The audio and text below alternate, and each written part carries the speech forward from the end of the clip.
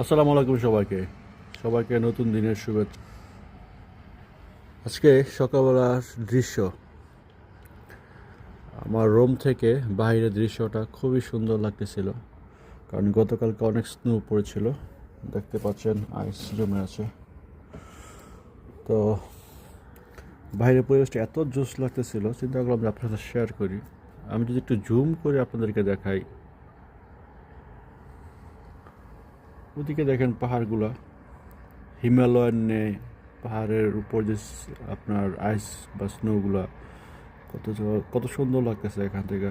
জানি না ক্যামেরা থেকে দেখা যাচ্ছে, বাট ভিউ চিন্তা করলাম যে আজকের ভিউটা আপনার সাথে শেয়ার করি, সেজন্য আসলে মূলত ভিডিওটি করা।